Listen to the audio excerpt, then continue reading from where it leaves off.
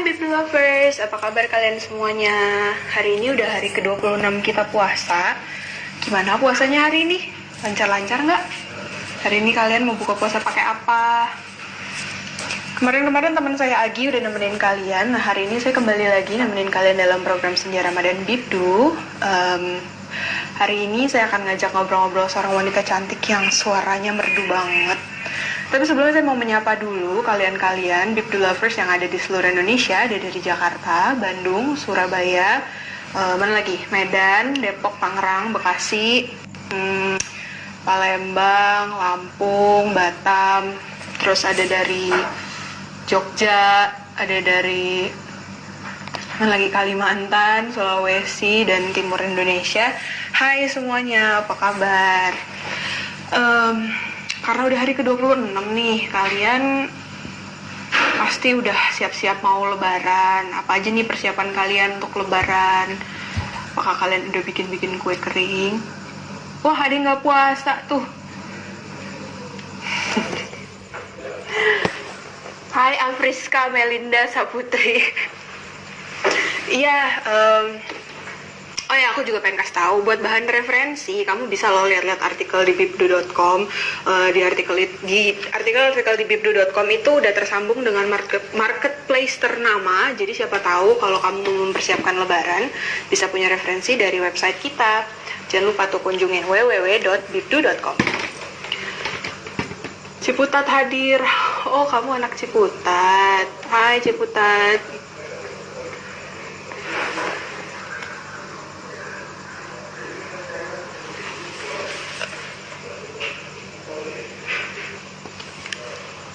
Terus siapa lagi?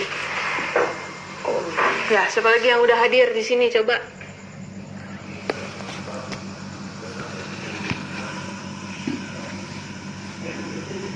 Halo, dari Suryani. Terus ada yang bilang kangen udah lama Mbak Olive nggak mengudara. Oh, terima kasih. Pokoknya hari ini sampai hari terakhir program Senja Ramadan, saya yang bakal nemenin kamu untuk ngobrol sama artis-artis dalam program Senja Ramadan Bibdu. Terus cerita dong, kalian nih nanti lebaran apa persiapannya? Terus kalian nanti kan ini kan lebaran pertama yang dalam status PSBB nih. Jadi apa?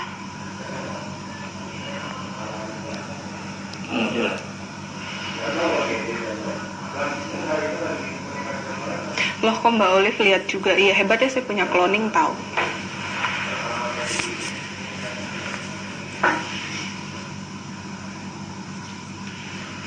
Oke, siapa lagi nih? Duh, di sini kok nggak bisa sih? Ininya nggak jalan komennya.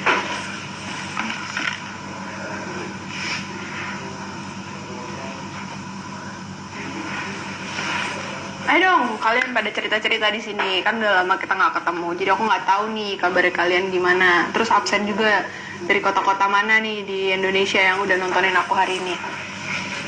Ayo, cepat ditunggu nih komentarnya. Kalau aku kemarin puasanya lancar, terus hari ini nggak puasa.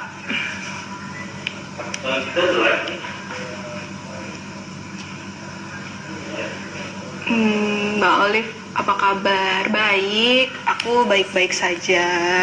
Sehat-sehat, alhamdulillah. Terus Afriska, Mbak Olive lebaran kemana? Nanti pulang ke rumah mama di Blok A. Cinere hadir, Cirebon hadir. Siap, absen.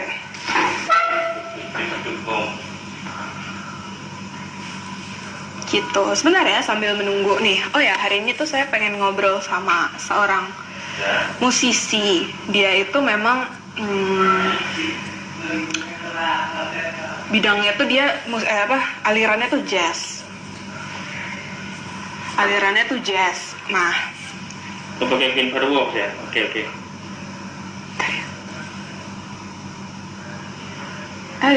Oke. Nah, ini dia. Dan artis yang kita tunggu-tunggu. Loh, kok left? Bentar, lihat ulang.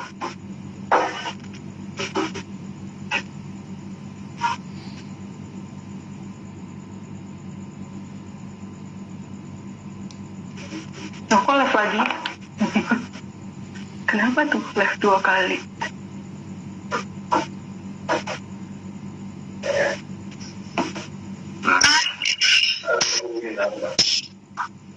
Ini dia. Halo. Gambarnya belum muncul nih, tapi suaranya udah. Halo, Mbak Syaharani. I cannot hear your voice. I cannot hear my voice. Halo?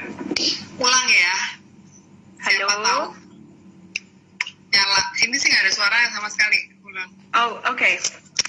Iya, di sini juga nggak ada gambar ya, sebentar ya.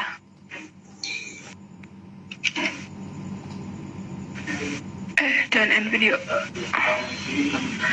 Oke, sebentar ya guys. Sepertinya ini ada masalah teknis, tapi tenang, jangan khawatir.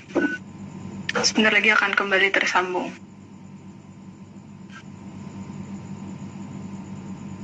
Kok unable to join? Apa kita harus close dulu terus masuk lagi? Enggak.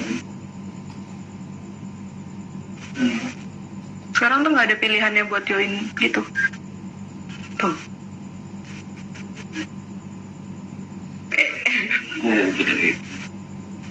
Nggak ada pilihannya buat, kan ada simbolnya tuh. Oh, itu dia.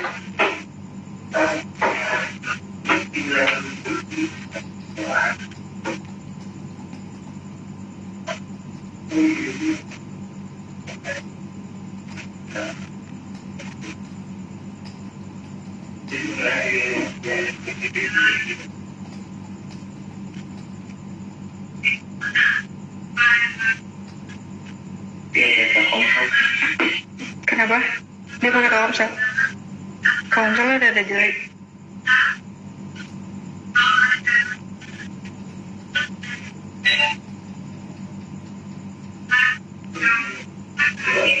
Halo, ini sorry ya, ini masih menunggu respon dari Syaharani. Udah tersambung, lagi loading. Oh ya, untuk kalian yang pengen tanya-tanya sama Syaharani, bisa drop your comments di bawah ya. Jadi nanti bisa aku bacain. Buat kalian-kalian pecinta jazz.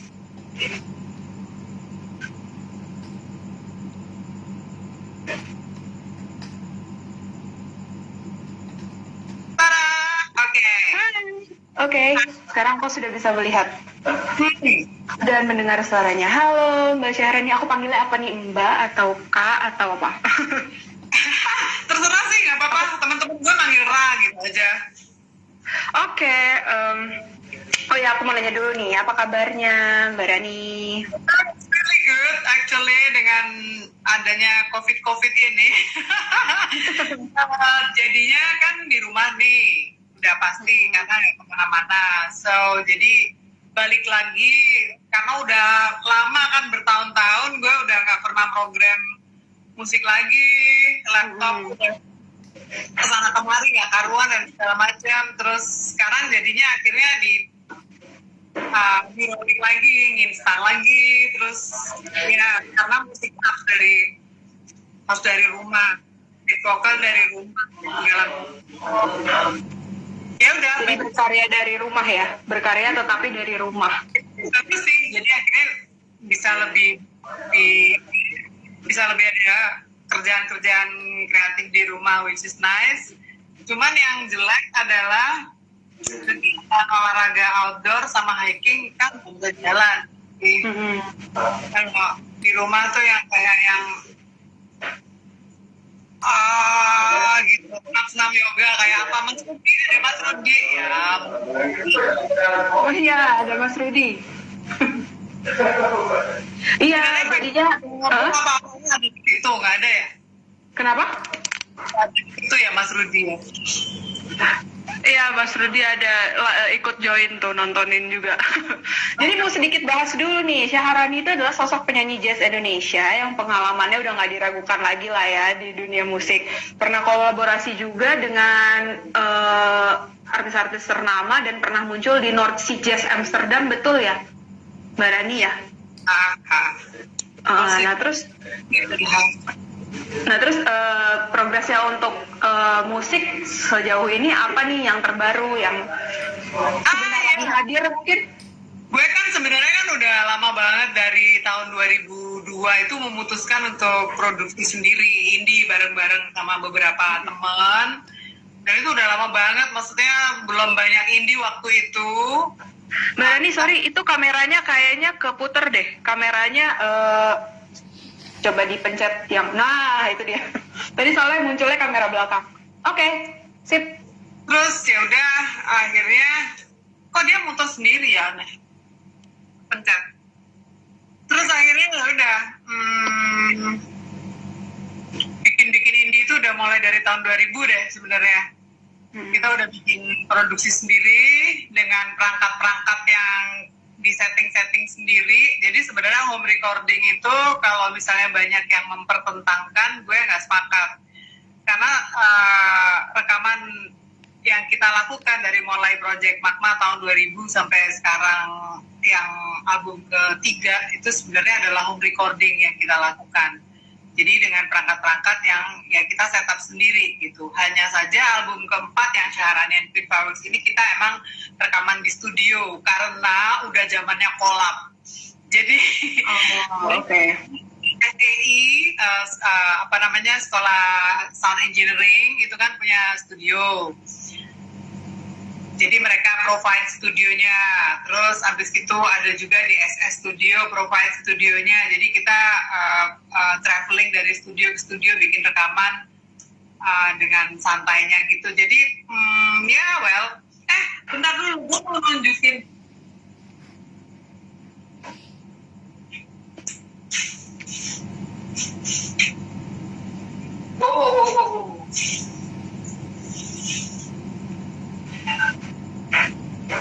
Oh ya, jadi yang baru itu gue punya kayak buku di dalam CD ya, buku dalam CD lucu ya.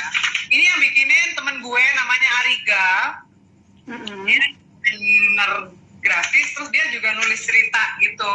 Dan gue sangat menyukai gambar-gambar yang dia bikin. Kelihatan nggak sih dari situ? Kelihatan. Jadi ada ilustrasi dan ada cerita. Ya, ilustrasinya tuh keren banget menurut gue. Terus, ya ini ada di dalam CD Syaharani and Queen Fireworks Aloha yang paling baru. Jadi, gue sepakat sama mereka untuk combining kali ini adalah musik gue dengan respons gue atas musik gue. Jadi, respons mereka atas musik gue. Jadi, ini adalah responsnya dia, gitu. Dia bikin cerita dan ilustrasi kayak gitu. Jadi ya itu sangat menarik banget sih, seru kalau menurut gue, asik. Jadi ilustrasi dan cerita itu juga menggambarkan si lagu-lagu yang ada di dalam album itu. Ya, exactly kayak gitu. Tadinya mau minta cerita, tapi mahal ya.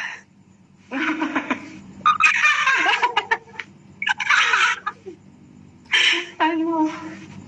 Oke, jadi kan selama ini kan memang dikenalnya Syaharani itu sebagai seorang soloist dan sekarang punya band namanya Syaharani and the Queen Fireworks, ya kan? Ya, sebenarnya project sih, jadi gue tuh kerjasama di dalam Queen Fireworks tuh orangnya beda-beda say. Jadi setiap rilisan itu kayak playground aja sistemnya. Jadi setiap gue rilis di album pertamanya Queen Fire itu playernya lain, kedua sama ketiga ada persamaan tapi ada beberapa yang lain, terus keempat ini juga udah beda lagi gitu kayak gitu.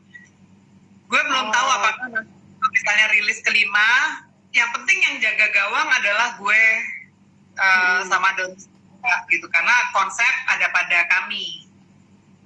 Tapi jadi sistem kalau misalnya anak sekarang tuh sistemnya kita kayak mendirikan rumahnya, nanti temen-temen adalah yang ngatur interior deh. Oh gitu.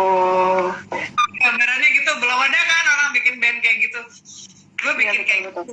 Bikin rumahnya aja, fondasi yang bagus, rumahnya oke lah gitu pokoknya. Jadi teman-teman ntar ngisi mau apa. Jadi ide itu bebas aja di Queen Fireworks. Kalau misalnya lu join dalam 1 tahun tertentu ketika produksi, artinya lu harus siap diskusi ide dengan kami. dengan pola main lo dan ide aransemen gitu. Jadi bukan minta player buat main. Maksudnya lu mainin kayak gini persis gitu, nggak kayak gitu. Tapi benang merahnya tetap jazz atau genre musiknya pun lebih beragam. Beragam. Kalau Queen Powers itu kan sebenarnya kontemporari ya. Jadi dia roots musik-musik dasar, musik-musik yang akar gitu ya. Jadi ada jazz, ada blues, bahkan ada klasik. Oh, jadi yang penggabungan ya. Ada orkestratif aranjemen yang dilakukan oleh Andy Gomez, pemain keyboard kita, karena dia emang sekolah untuk itu. Jadi warnanya boleh banyak, tapi harus ada roots. Oke. Nggak nanganin koplo, nggak nanganin gue. Beda ya kalau itu ya. Nih ada yang nanya juga, ada yang bilang nih di Lovers, kadang suka ketukar antara Syahrini dan Syaharani. Apakah ada yang sama juga? Suka salah? Jangan, ntar ketukar suaminya ntar. Terus ada lagi yang nanya, gimana kabarnya Eskif? Ada rencana konser intimate nggak setelah pandemi ini? Ya, hopefully, karena kita juga kangen. Terus ada banyak juga teman-teman dari beberapa daerah.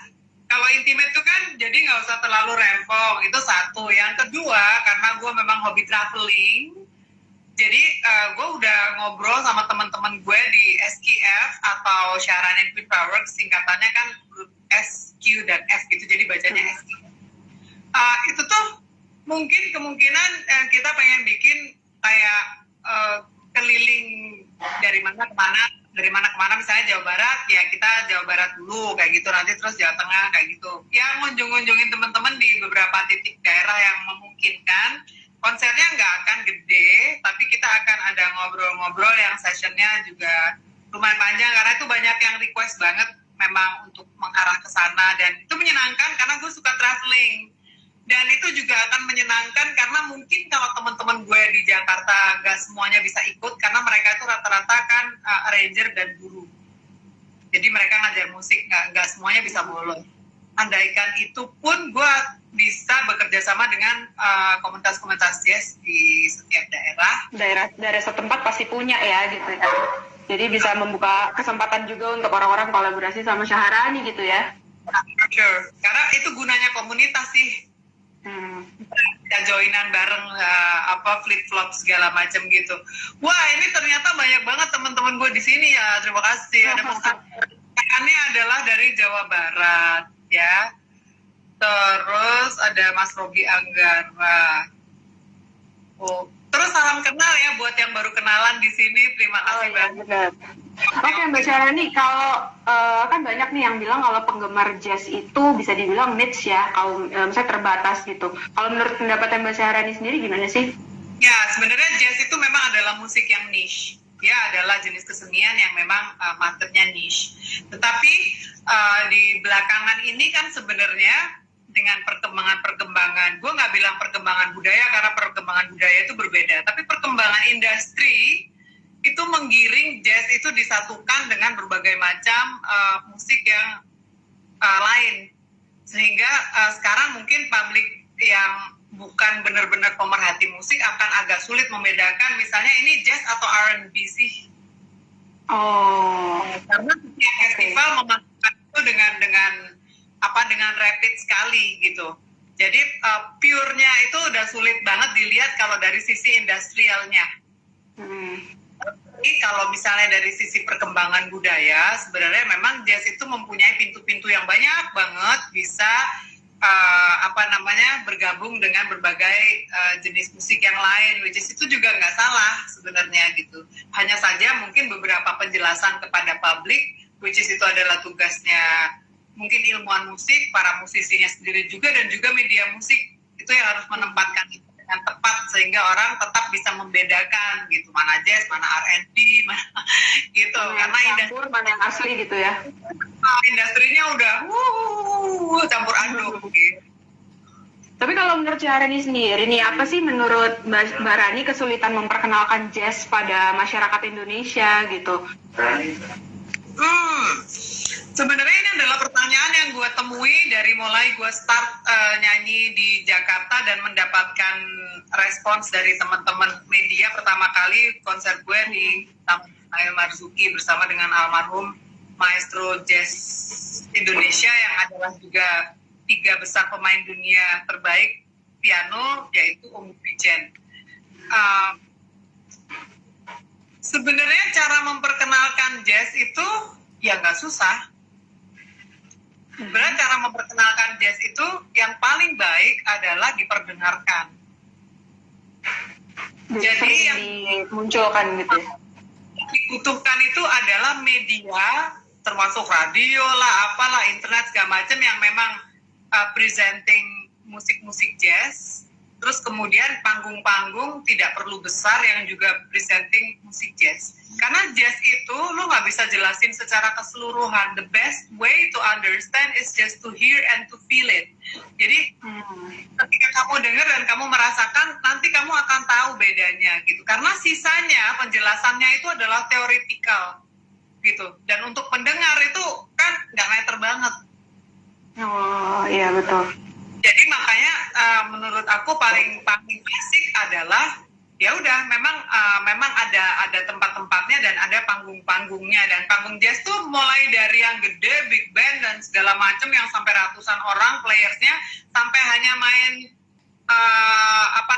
piano sendiri aja misalnya gitu, atau main gitar sendiri aja, itu kan bisa dilakukan. Jadi range-nya lebar banget. Dengan kemudahan ini sebenarnya bisa dilakukan di mana-mana, di tempat-tempat umum. Lo bisa aja sebenarnya main jazz tuh di tempat-tempat yang tidak terlalu dipikirkan orang, yang sekarang udah mulai dilakukan oleh teman-teman, misalnya kayak di stasiun kereta.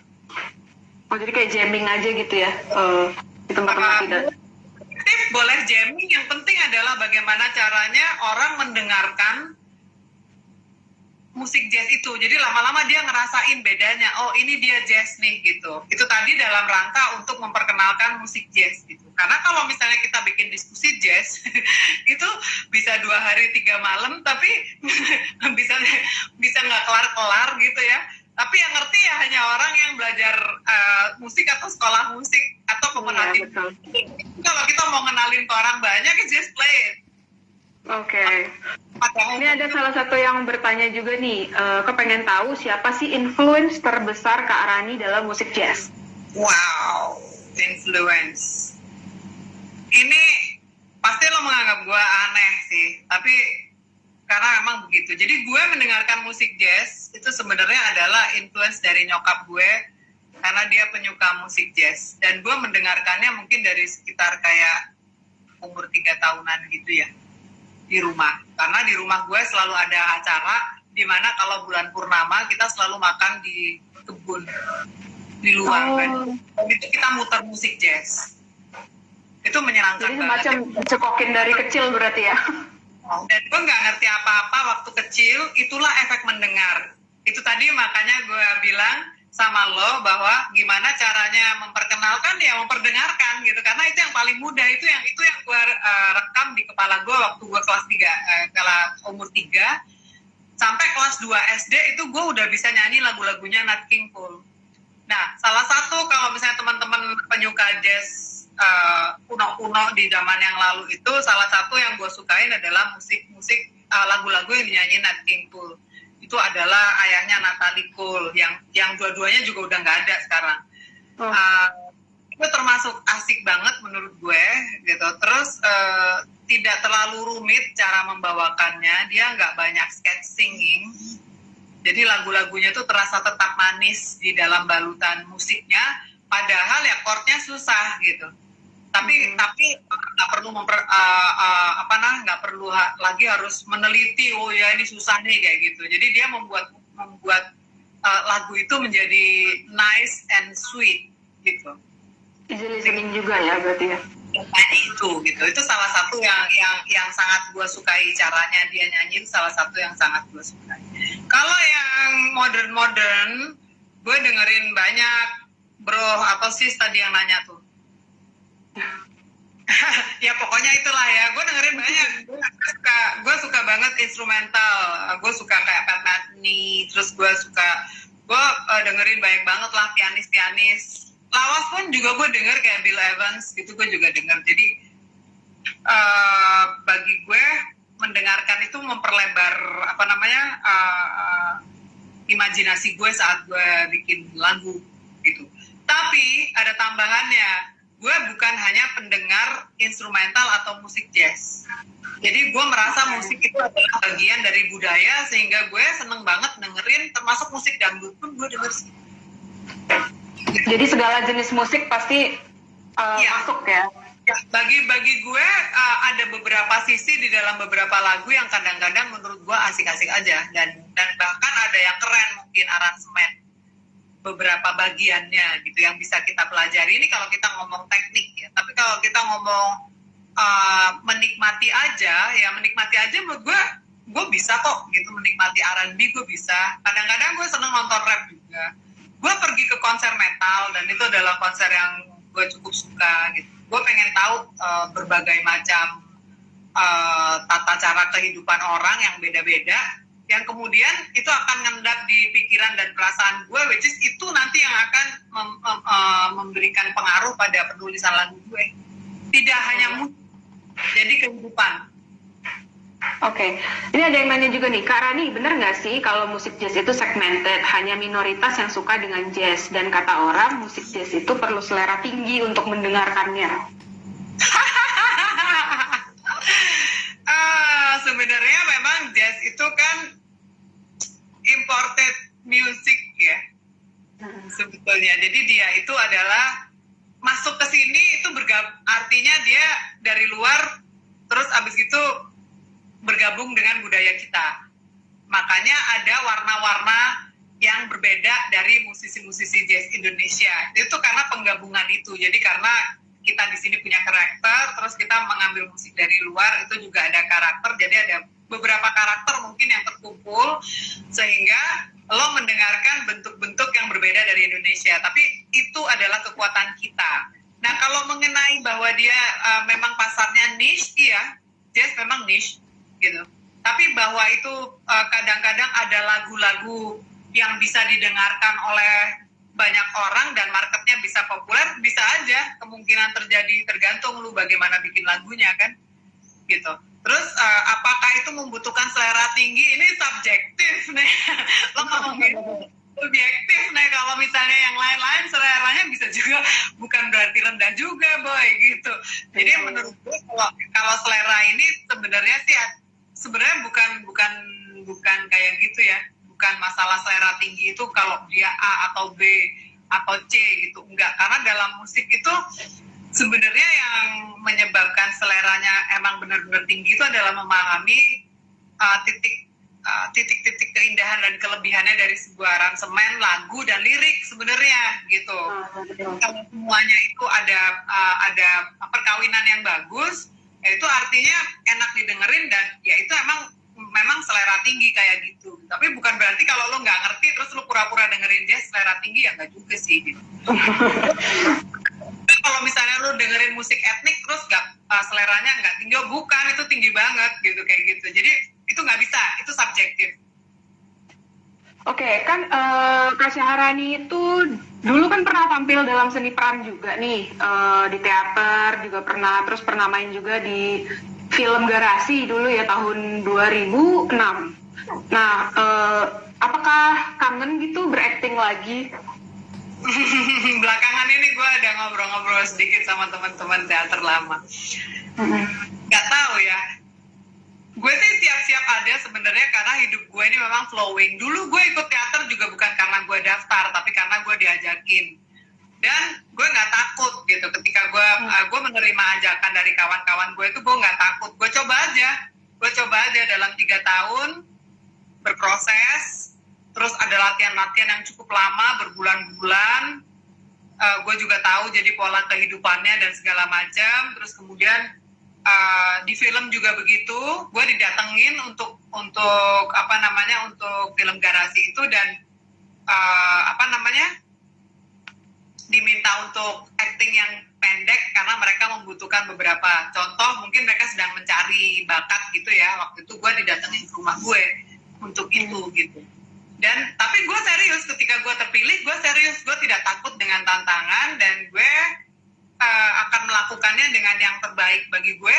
Itu adalah hal yang sudah menjadi basic yang akan selalu gue lakukan, bahwa tantangan itu mungkin akan selalu asik buat kehidupan dan kita harus melakukan semuanya dengan kangen juga sih. Cuman gue harus bilang ya, kehidupan main film itu gila banget.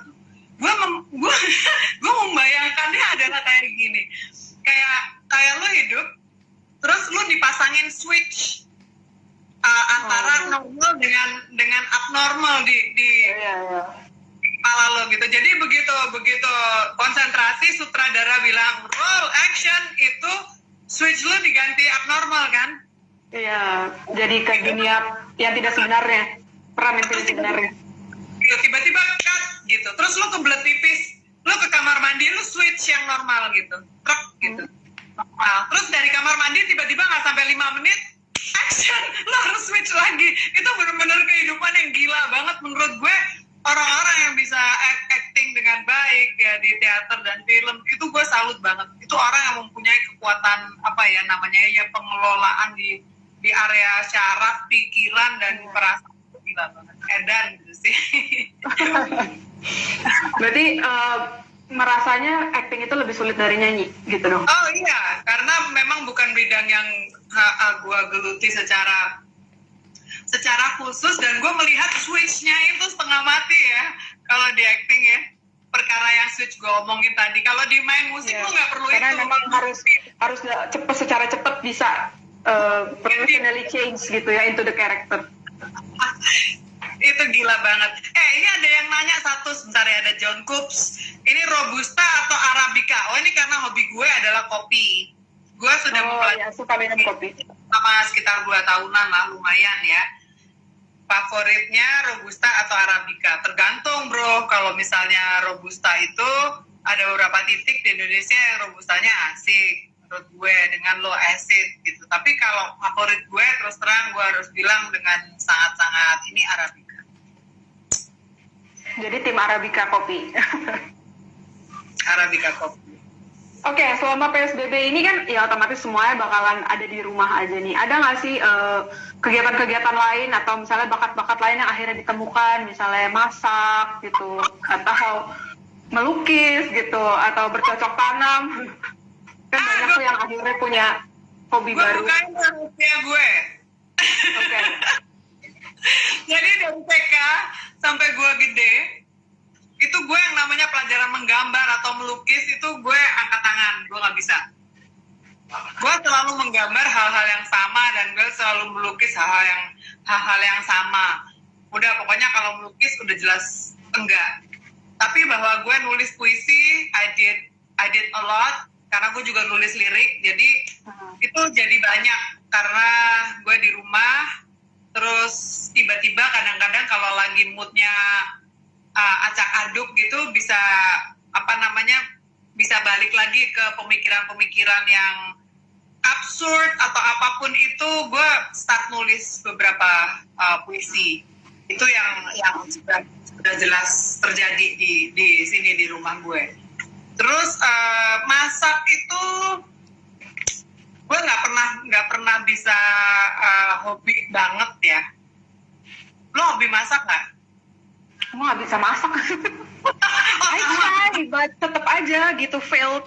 Nggak tahu kenapa di mana salahnya. Padahal udah ngikut resep, tapi rasanya tuh kayak masih salah aja gitu. Itu exactly yang gue rasakan kayak gitu. Tapi gue tetap masak ya, karena gue merasa lebih aman daripada kita beli melulu.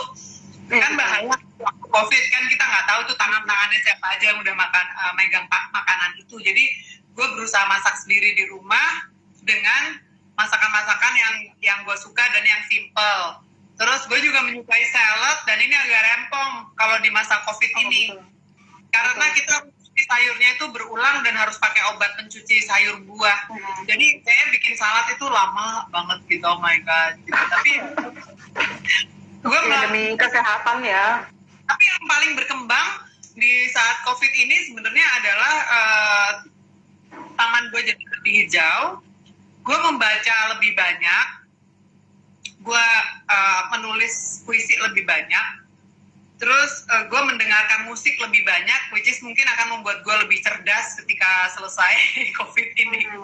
Iya. Oke, kalau misalnya pandemi ini udah selesai nih, pemerintah udah menyatakan, oke, PSBB udah selesai, COVID udah berlalu. Nah, apa sih hal pertama banget yang mau dilakukan oleh Syaharani? I wanna visit my mom, karena nyokap gue tuh nggak tinggal di sini. Nyokap gue tuh di Australia. Jadi karena pandemi ini, dalam tahun ini 1 tahun penuh, kemungkinan kita nggak akan bisa ketemu karena ini udah bulan sekian dan I'm not sure kalau misalnya apakah Desember misalnya tuh udah bisa ke sana atau belum, gue nggak yakin. Jadi itu adalah hal pertama yang akan gue lakukan ketika bisa dapat izin traveling. Gue akan mengunjungi nyokap gue first of all itu, kemudian baru gue akan memproses hiking. Oh, oke. Jadi pertama visit your mom and then you go hiking. Yep. Oke, untuk selama bulan Ramadan sendiri, apa sih hal yang paling dikangenin di bulan Ramadan? Mungkin makanan favorit kah? Atau momen favorit gitu selama Ramadan? Gue itu orangnya suka makan banget. Oke. Gue sangat suka makan banget dan gue orangnya sangat ngabis-ngabisin makanan. Dan di dalam kondisi pandemik ini sebenarnya beberapa hal jadi susah gitu karena langganan gue yang misalnya sayur lodeh jadi nggak ada, terus langganan gue sayur asem jadi nggak ada, terus jadi banyaklah makanan yang gue yang gue rindukan yang terpaksa gue harus bikin sendiri dengan rasa yang gue harus kompromiin karena bikinan gue sendiri gitu, bukan yang itu gitu. Itu sangat gue rasain. Tapi kalau hal-hal lain di dalam berpuasa itu sebenarnya gue itu orang yang pikirannya bisa berubah seperti apa tuh mesin penggilas jalan itu apa namanya tuh yang gede banget tuh yang kalau misalnya perbaikan jalan ya kayak molennya jalan lah itu. Gue tuh orang yang pikirannya bisa berubah kayak gitu. Jadi di sisi lain selain masalah minor ya, masalah kecil-kecil di dalam puasa itu gue mempunyai konsentrasi yang sangat tinggi. Sehingga gue bukannya merasa rindu sebenarnya, tapi gue malah merasa kayak banyak banget menemukan hal-hal baru dalam berpuasa gitu. Karena setiap saat gue mencoba lebih menyederhanakan pola berpikir gue. Maksudnya kenapa gue harus menginginkan banyak hal, kenapa gue harus merindukan banyak hal. Gue mengalami banyak sekali shock di dalam masa COVID ini karena ada beberapa sahabat gue meninggal. Yes. Mungkin ada sekitar 5 ya. Dan itu yang kenal baik gitu. Hingga gue merasa kayak ada hari yang gue merasa down banget gitu ya. Gue merasa gue merasa takut gitu. Ini pasti bentar lagi gue nih gitu kayak gitu. Ada kayak gitunya gitu. Tapi ya itulah gunanya kita menempa diri ya di bulan puasa. Jadi akhirnya gue berpikir bahwa whatever happen, gue tetap akan jalan ya menjalani ini semua gitu. Jadi gue kayak meeting something new. I'm meeting the new me. Itu di bulan puasa gue menemukan diri gue yang baru. Jadi either merindukan sesuatu tapi lebih menemukan sesuatu. Iya, karena merindukan banyak hal itu gue merasa sangat banyak banget merindukan, apalagi kehilangan sahabat-sahabat gue itu membuat gue sangat-sangat down banget. Jadi gue merasa lebih baik gue menemui menemukan cara yang dimana gue bisa merasa berdamai dengan itu gitu. Oke, terakhir nih, aku mau nanya dong, ada nggak sih sebuah cerita perjalanan kehidupan Syaharani yang begitu menginspirasi, yang mungkin bisa di-share untuk Deep Blue Lovers, untuk bisa memotivasi juga nih? Oke. Apa ya? Mungkin perasaan terburuk yang pernah gue rasakan di saat gue menjalani karir gue ini, itu adalah mungkin waktu gue merasa gue nggak bisa nyanyi lagi karena habis kecelakaan. Gue pernah kecelakaan di tahun 2000-an gitu, which is itu memang sangat mengganggu syaraf motorik dan sensorik gue, sehingga kalau gue mau mengeluarkan nada do misalnya gitu, itu keluarnya mungkin beda, mungkin keluarnya fa gitu. Jadi motorik sensorik gue nggak mau klop, sehingga yang dilakukan adalah harus berlatih dengan sabar dan berlatih dengan banyak air mata juga sih, karena kesal, terus karena takut, karena kecewa sama diri gue sendiri. Tapi gue beruntung waktu itu gue mempunyai seorang sahabat, kita sama-sama orang hiking ya, cuman dia adalah pendaki yang sudah cukup mapan. Itu adalah sahabat gue dari Jerman. Dia bener-bener nganterin gue hiking itu yang step by step, latihan supaya kanan dan kiri, karena gue nggak bisa bedain kanan dan kiri waktu itu. Jadi kanan dan kaki kiri itu dilatih di gunung beneran gitu. Jadi gue naik gunung dengan begitu lama dan dia nungguin gue, nemenin gue dengan begitu lama. Terus gue pulang dan gue latihan vokal lagi. Gue nangis tiap hari, dan itu adalah hal yang paling berat yang gue rasakan dalam perjalanan gue, merasa bahwa lo nggak bisa lagi. Maksudnya gue nggak bisa lagi. Mungkin lo pernah merasa gitu bahwa I cannot do this gitu. Itu tuh ternyata harus kita lakukan terus, meskipun kita nangis, meskipun kita kesal, meskipun kita marah, lakukan usaha itu, karena pada akhirnya lo akan menemukan sesuatu yang baru di dalam diri lo, bahwa tidak semua yang lo rasa tidak bisa atau tidak mungkin itu benar-benar tidak mungkin. Berarti dia jangan berhenti ya, untuk just terus berjuang. Stop. Kalau mau istirahat silakan gitu ya. Take a break, short break, enjoy gitu. Tapi but don't stop. Mungkin kalau waktu itu gue menyerah dan gue stop, gue nggak nyanyi lagi sekarang. Nggak akan berkarya lagi pastinya ya. For sure. Terus tapi bisa akhirnya punya positive mindset untuk oke, gue harus terus jalanin ini no matter what, itu gimana sih? Maksudnya adakah support system gitu? Kalau keluarga sudah pasti, because I love my family, dan gue mempunyai keluarga yang rock and roll banget sih. Keluarga gue tuh seru gitu. Jadi ada yang feminin banget, ada yang Jawa banget, ada yang bule banget. Dan keluarga gue itu sangat beragam. Maksudnya dari mulai tata cara kehidupannya, tempat tinggalnya, belief, kepercayaannya, segala macam tuh berbeda-beda, banyak banget berbeda. Jadi kita udah terbiasa dengan banyak penyesuaian dan ya banyak hal ya. Jadi itu support system yang terbaik. Terus beberapa sahabat itu tentu adalah support system. Sisanya lagi gue pikir ini adalah salah satu sisi baik bahwa kita mencintai kehidupan. Jadi menghargainya gitu. Gue berpikir kalau selama gue belum dikasih batas, belum dikasih mati sama Tuhan tuh, gue tetap harus memberikan apresiasi pada hidup loh. As long as I live. Ya, melakukan yang terbaik. Selalu melakukan yang terbaik untuk hidup. Oke, dalam waktu dekat ini proyek apa nih yang akan keluar kalau misalnya PSBB mungkin udah selesai juga ya? Wah. Terakhir kan albumnya Aloha ini kan? Atau mungkin ada sedikit clue-clue gitu? Ini nih ya, Aloha ini sebenarnya tuh baru kita perkenalkan satu lagu. Baru lagu yang apa daya doang. Oke. Nah, kita masih mempunyai 3 lagu lagi yang pengen kita bahas dan kita kemukakan buat teman-teman media dan teman-teman penyuka musik dan pendengarnya acaranya Queen Powers. Kenapa? Karena kita pengen sekarang ini setiap kali kita rilis lagu itu kita membahas lagunya dengan detail.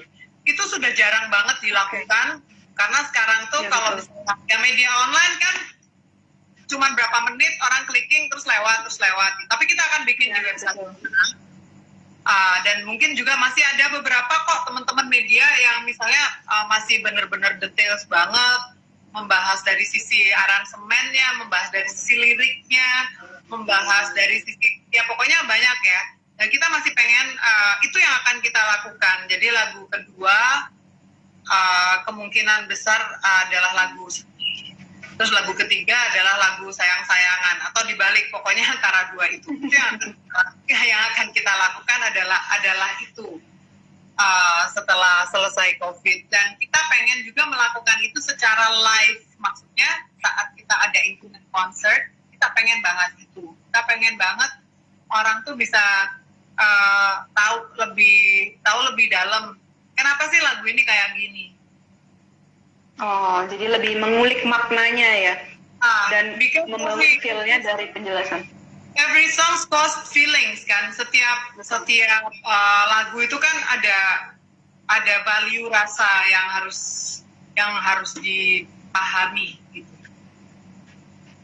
Oke, Mbak Syaharani, terima kasih banyak udah mau ngobrol-ngobrol sama aku dalam program Senja Ramadan Bibdu. Besok-besok jangan kapok lagi ya kalau diundang ke program Bibdu untuk ngobrol-ngobrol live Instagram. Ngobrolin di Wibdu itu mengenai hubungan lukisan dengan seni musik, nanti harus ada Mas Rubu. Oh iya betul, itu harus ada spesialisnya ya berarti Mbak Rani ya. Ya, Ada spesialisnya kita undang bareng juga nanti. Oke, ini ada salam Thank dari you so much. Wih, ada yang dari Jerman. Oh, terima kasih ya Kakak John. Baiklah. Ya. Oke, terima kasih banyak untuk waktunya. Selamat sore jelang berbuka puasa. Bye. Oke, Bibdu Lovers, itu tadi ngobrol-ngobrol seru kita jelang jelang berbuka puasa di program Senja Ramadan Bibdu bersama Syaharani. Pokoknya tadi Syaharani udah berbagi pengalamannya di mana dia pernah mengalami sebuah kondisi yang sedih, tapi masalahnya bukan sedihnya, tapi gimana kamu bisa bangkit lagi dan terus. Jadi what doesn't kill you makes you stronger, definitely. Jadi kalian emang gak boleh gampang nyerah, apalagi untuk sesuatu hal yang kalian suka, emang yang udah jadi bagian dalam hidup kalian gak boleh nyerah. Jadi kalian harus terus berjuang walaupun mungkin ada rehatnya, tapi jangan berhenti. Oke, hari ini seru banget ngobrolin soal jazz. Mungkin banyak dari kalian yang belum punya banyak insight tentang jazz. Nah, hari ini Syaharani udah ngebantu aku jelasin tentang jazz ke kalian. Besok akan ada lagi artis yang akan nemenin aku dalam acara Senja Ramadan Bibdu. Jangan sampai kalian kelewatan besok jam 4 sore. Dan oh ya, kalian juga aku mau ngingetin untuk donasi di kitabisa.com. Ini ada linknya yang udah aku pin di bawah sini. Untuk kalian mau ngebantu para warga-warga yang rentan akan penyakit corona, kita bisa salurkan sumbangan kalian lewat ini ya. Jadi kalian bisa ikut berdonasi dan ngebantu sesama yang sedang membutuhkan. Oke, sekian dulu dari saya, Olivia Goldie-Priscilla. Ini IG-nya kalau mau diintip-intip. Dan supaya nggak ketinggalan, besok jangan lupa untuk follow Instagram bibdu.com dan like fanpage kita di Facebook namanya Bibdu, atau subscribe channel YouTube kita Bibdu juga namanya. Dan untuk baca berita-berita terbaru seputar dunia hiburan, dunia entertainment, bisa klik www.bibdu.com. Oke, aku pamit dulu untuk hari ini. Sampai ketemu besok lagi ya. Bye.